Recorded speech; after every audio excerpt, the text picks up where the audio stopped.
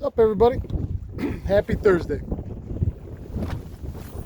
Time for your morning fishing report. It's been kind of a cool morning, I'm going to tell you right now. I made an analogy on camera earlier. If anybody remembers the A-Team from when back in the 80s, the TV show. So when I was a kid, with Mr. T, that was my favorite show. And Hannibal Smith was the colonel. He was in charge of the A-Team. And at the end of every episode, when they would have beat the bad guy and, saved the girl or whatever they were doing, he would always say, I love it when a plan comes together.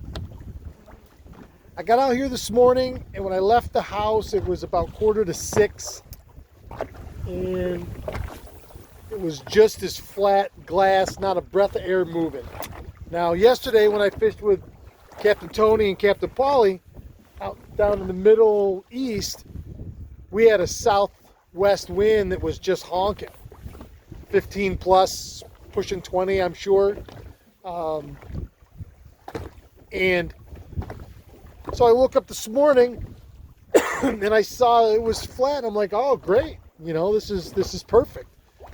Well, I got out to about Wantry area, Long Island, and I started getting a northwest wind blowing. And it was shearing the water, so I knew it was going to pick up a little. It's been about 10 to 15 all morning. And I got on the windward side of a piece of structure. And then I got on the outside edge of the weed line. So the weed line is the wall right here, and the wind's pushing this way. And it pushes everything that is in the area right up tight to that wall. So I found where the weed line ended, and I had my side scan on so I could look at bottom composition and rock. And I found 3 spots that had broken rock coming out of that weed line into deeper water. And I thought, aha, that's where I'm going to start. Oh. Big old chunk of weed right there. I just cast it right into.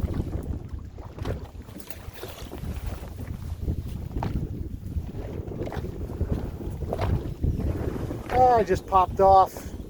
Stupid. I got light line on. I thought I was away from that far enough. I clearly wasn't. Clearly wasn't.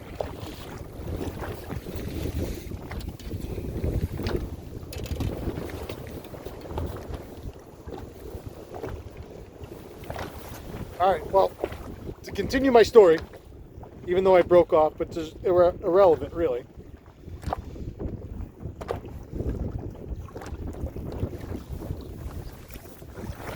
So I found this, and I found the wind, sorry, I'm a little discombobulated. I found the upwind side of the structure where the weed line was, and it went to rock, and I made 2 drifts down into it and hit fish, both drifts, perch and walleye. And I was fishing really fast. I was fishing a little moonshine, jig and wrap, in purple glow goby, and then I switched over to the brown glow goby, and they ate them both. And they ate them. And the closer I got to where I knew that weed line was, the better it got. I hit 3 walleyes right where as soon as it hit the bottom and I made my first jig out, I felt weed, I freed it, it went down. Next jig, boom, they just crushed it. So first thing this morning, now it's slowed down for me, but my positioning is wrong and this wind keeps shifting a little bit. So what I did was, after my second drift, I did the same thing. So I think I've probably caught, 5 or 6 walleyes and 5 or 6 perch this morning. And of those 5 or 6 walleyes, I think 2 of them were keepers. The other ones were just under, but they were a little small. But they must have been patrolling out along that weed line where everything's getting pushed into. And instead of making these really short drifts where only the last 10% of my drift before I hit that wall was productive. I got up to where I thought I was going to be good. I dropped my anchor and I let the boat back up into it, and I've been casting with the wind at my back, but out the back of the boat since then. And it worked. As soon as I anchored up, the very first cast, I caught another walleye. 2 casts later, I caught another walleye. So they were here, and I found where the rock was coming, that broken rock was coming out of the weed line. I think that was really key to the whole thing. I thought for sure I was going to catch a couple bass in here too. I didn't. But I was fishing that jig and wrap, that moonshine off the bottom. I took the bottom treble off, so it was just the bait. I'll show you.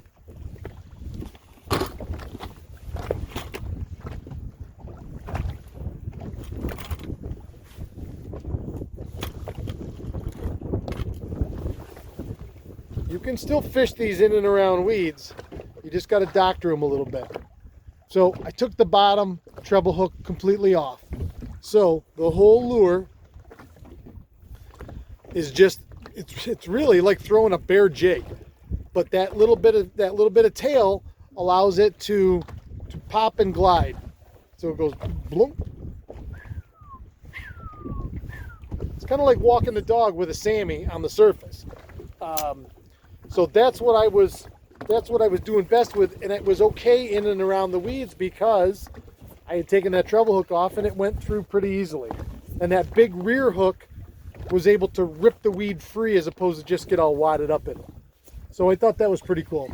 And I just couldn't help fight the feeling that I felt like, Colonel Hannibal Smith. And I needed a big cigar to smoke and go, I love it when a plan comes together, because I knew when I got to where I was going, I always check the upwind side first. That to me is the honey hole, the sweet spot, the you name it, that's it. I always check the upwind side, and I wanted to be right at the very edge of that weed line on the outside, within casting distance, so I could get the boat far enough away, anchor. I had room with my anchor rope, so I got up probably 50 or 60 feet upwind of the spot, dropped my anchor, let myself bounce back. I had more rope I could have let out if I wanted to get a little closer. I didn't find that necessary, but that's the same spot I hung up on before. You'd think I wouldn't cast there again. So that's been my morning. It's been a lot of fun. I've stayed in one spot the whole time, and I'm sure that you could do that on any piece of structure on this lake, whether that is a hard rock structure, an island that sticks out of the water, a reef, a drop off, or just a weed line. If you got wind pushing onto a heavy weed line that stretches for a long ways on that shoreline, you may have to then go and search that weed line until you find some anomaly on the bottom that's going to hold those fish from just cruising up and down. And if you have a trolling motor, a bow mount trolling motor on your boat, and you can spot lock, you can bump yourself along so you can cast with the wind at your back out the back of the boat and work stuff off that weed line. It was a lot of fun. And I said, okay, they should be here. This is what I'm looking for in the bottom. Oh, there it is. It was shallow, so I had fish marks on my side scan, and you could see them. And I did mark a few of them, but more importantly, I was marking the rock piles so I knew where I was casting towards, and then it increased my chances. So when everything comes together and the spot works out, and you find the spot within a spot, and then there's fish on that spot, and then you put something out there that they're going to eat, and then they eat it, you're like, yeah! The whole circle came back around, and it's right there. And that first one I hit this morning was right in the spot that I knew they were going to be, and sure enough, there they were. And so that was exciting and gratifying as an angler that we can go and put that puzzle together this time of year. Air temp when I left the house this morning was 47 degrees. I got 3 layers on to include my Carhartt insulated hoodie, which I wear, you know, when it's cold.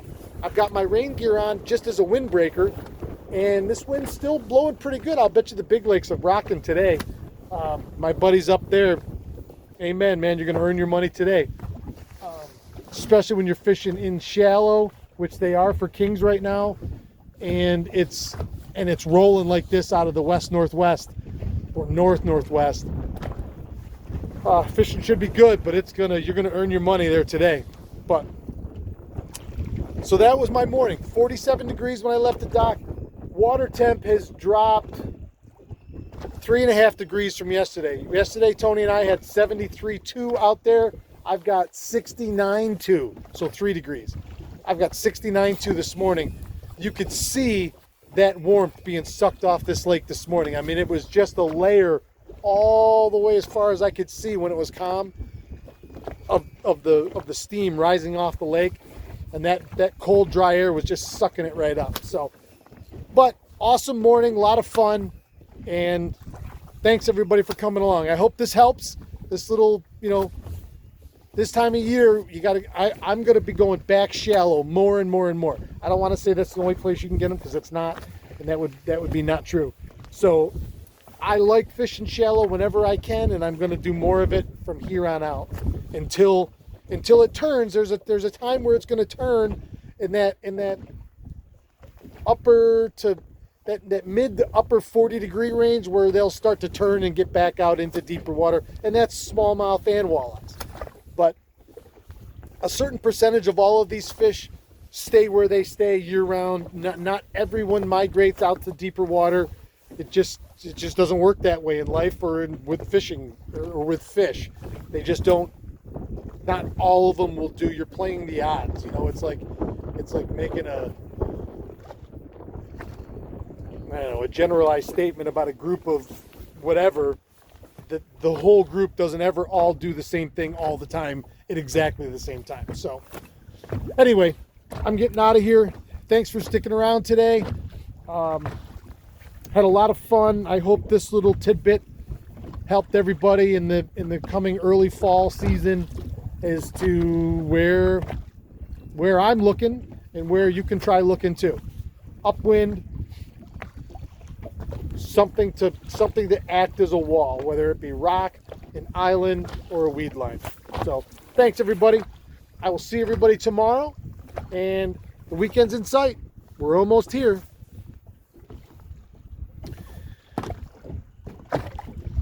Yeah, thanks. Keep your tip up.